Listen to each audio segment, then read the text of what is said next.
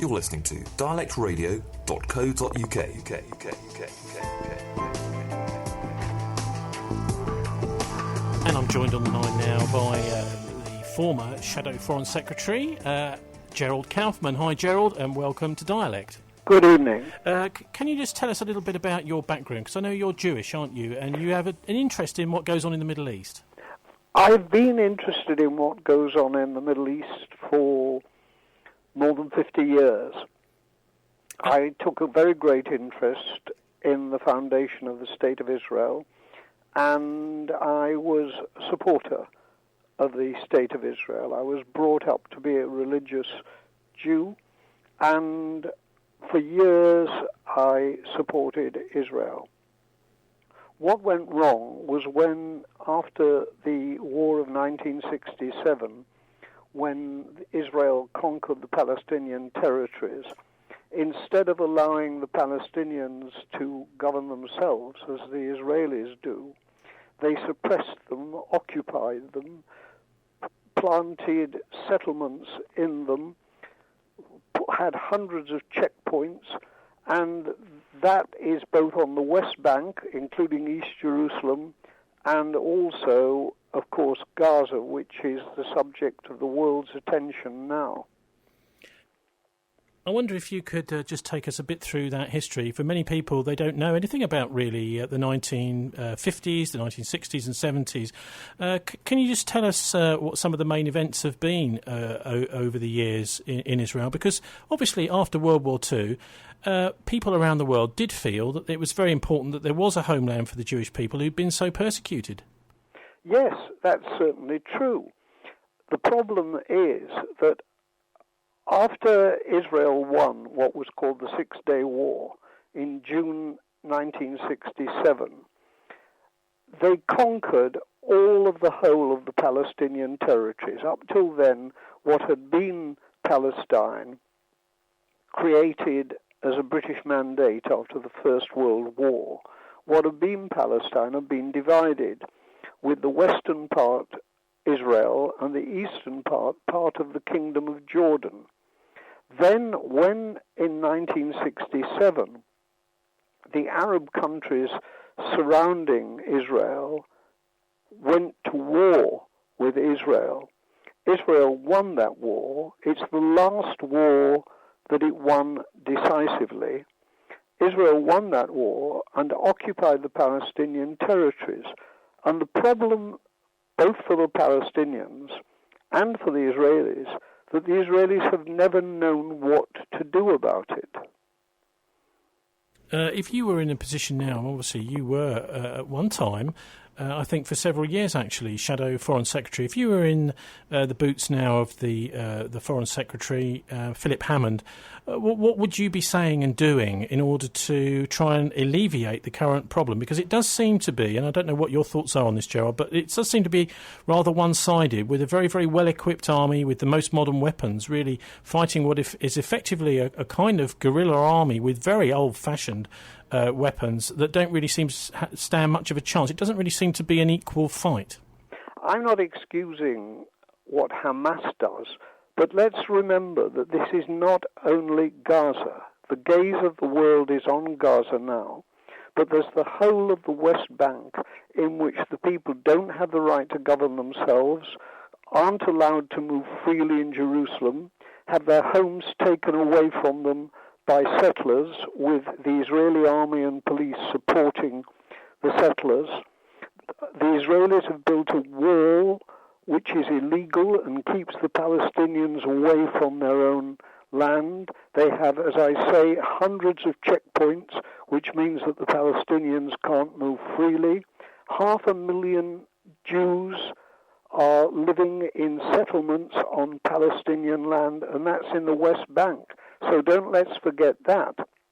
What we've got now is a situation in Gaza which the Israelis have blockaded for many years, so that the people in Gaza have very little fresh water, have very little food, rely on the United Nations for food, for 80%, something like that. They don't have fuel. The Israelis have just attacked and very seriously damaged the only power station in Gaza, the Israelis are behaving not only monstrously and criminally, they're idiots because they cannot win this war. They've tried twice before to conquer Gaza and to stop Hamas doing what it does. They can't do it. They don't understand, which eventually the British government understood in Northern Ireland, that you can't defeat guerrilla warfare. All you can do is do a political settlement, which sensible British governments did in the end. But the Israelis are too stupid as well as too callous to understand that. Well, as someone who was a shadow foreign secretary, what sort of pressure do you think that the Foreign Office now could be putting on to bring about some kind of peace, Gerald? Look, we're going to get nowhere on this situation until the only power that's got the power to force Israel to do something, namely the American government, says to the Israelis, enough is enough. The Americans support Israel. Kerry, their Secretary of State, has said that again today. But supporting Israel doesn't mean condoning everything they do. Kerry spent months and months and months trying to get a negotiated settlement, but the Israelis don't want it. They believe that their huge military power can prevail. But it may prevail, but it doesn't save them. Yesterday, 10 Israeli soldiers were killed. They don't like that, and of course they're right not to like it. They cherish their lives. But the Israelis have killed 20 times as many people in Gaza as they have lost themselves. And the latest news is that in one of the latest attacks, the Israelis have actually killed United Nations representatives in Gaza. They're idiots. They can't win. As I said in the House of Commons last week, they can kill, but they can't win. So what diplomatic pressure can Britain put on? I understand, obviously, that America is much more powerful diplomatically, but surely Britain, who helped create the State of Israel in the first place through the Balfour Declaration and other things, Gerald, surely we could be putting some pressure on too to bring about peace. The British government is useless on this issue, utterly and totally useless. The previous Foreign Secretary, William Hague, said the right things, though he did nothing. Cameron, last week in the House of Commons, basically gave the Israelis a blank check. And it's stupid to do that, because it's in the Israelis' interests to have a settlement. It's in the Israelis' interest for them to have peace. But they've now killed, yesterday and today, they've killed another 100 people in Gaza, including, as I say, United Nations representatives. This is a problem without a solution as long as the Israelis believe that their military power can win. But it can't. They've not won a war since 1967. They've invaded Lebanon several times and come out with their tails between their legs. And that's why I say they're harsh and vicious and they've committed war crimes, but above all, they're fools. Are there divisions opening up between different factions of Jewish people over this, Gerald? I think that a lot of Jewish people are ashamed of what the Israeli government are doing. I get letters and emails from Jewish people, and not just in this country, saying that it's essential that there should be a settlement. One thing I will not have, and I made this clear, the Israeli government may speak for the people of Israel, but they do not speak for the Jewish people outside Israel. Hello, Gerald. This is Mehrnaz Shahabi. I'm a peace and justice activist from Iran, living in Britain. Firstly, I must say that I'm honored to be in the same program as you. You have been a source of hope an inspiration for us all in the anti-war movement with your compassion and integrity in relation to the issue of Israel. One question I wanted to ask is that, is the policy of British government towards Israel, does the British government has its own agenda because of the power of the Israel lobby in Britain, and any interests that Britain might have, or is it just blindly following the United States? Well, it's very nice of you to say what you've said. The real problem is this, that Jewish organizations in the United States, even though they're losing their full pressure, blackmail politicians by reminding them of the Holocaust. And of course, the killing of 6 million Jews by the Nazis was one of the most terrible crimes in human history. But it does not excuse what the Israelis are doing. Most of my family were killed by the Nazis.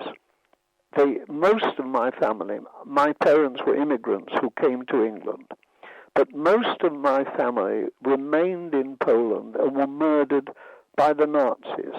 And my grandmother was shot dead in her bed by a Nazi soldier.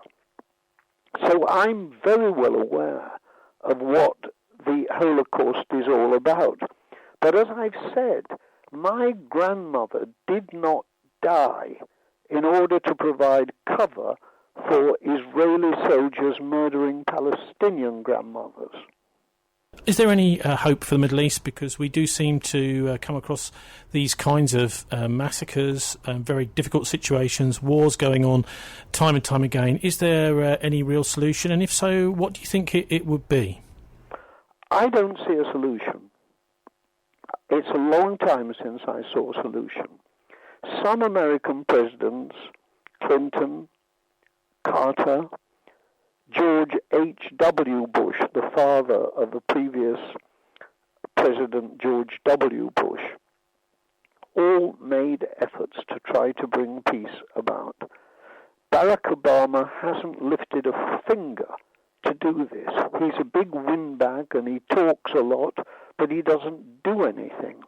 And in the end, the only way in which the Israelis can be made to see sense is if the United States withdraws its economic help and withdraws its armaments that it supplies to Israel. But the United States is not going to do that. So we don't have a neat and tidy solution. My own view is that the day will come when the Palestinian people will say, we're dying anyhow, large numbers of us are dying, so let's die for something. There have already been 2 uprisings against Israel by the Palestinians, what they call the intifadas. If there's another one, it will be on a far, far bigger scale, and the Israelis will not know what hit them. Gerald, we hear that, we know that the negotiations, the peace process has collapsed, and we hear that the one-state solution is dead. And in fact, Israel has never been interested in the one-state solution. It's been sort of leading on in order to build more and more settlements and get bigger and bigger. What do you think yourself about as far as the solution is concerned? Do you think a 2-state solution is possible, and or do you envisage a one-state solution? A 2-state solution is only possible if the Americans enforce it. That's the only way it will happen. And Obama has had a lot of years now to do something about it. He went to Cairo and made one of his big windbag speeches there about the need for peace, but he doesn't do anything. And there's no point in pretending. There's no point in pretending that you can have a settlement without Israel being made to negotiate. The day may come when they stop being stupid and learn to be practical. But meanwhile, we're living through this awful episode, which will come to an end eventually, but it won't be the last. This is the third Israeli attack on Gaza, and they failed twice before, and they'll fail now, but they'll kill a lot of people on the way. Yeah, thank you very much. There is just one final question, may I? Yeah. Yes. We see that there are a number of activists, a minority, but there are people who are extremely courageous to be campaigning against Israeli government's policies towards Palestinians. But we see that the Israeli society at large is becoming more entrenched in their positions and more violent towards the Palestinians. How do you think it is possible, from the position that we are here, to reach Israeli public? I don't know if it is. I really don't know if it is. There are two ways of looking at this problem. One is to go on mouthing platitudes, two-state solution, let's negotiate, exchange land for secure borders, all the rest of it. And that's been said again and again and again and again. And Kerry, the United States Secretary of State, did make the effort, but he did not have proper, genuine backing from Obama, and he failed. And I said at the beginning that he would fail.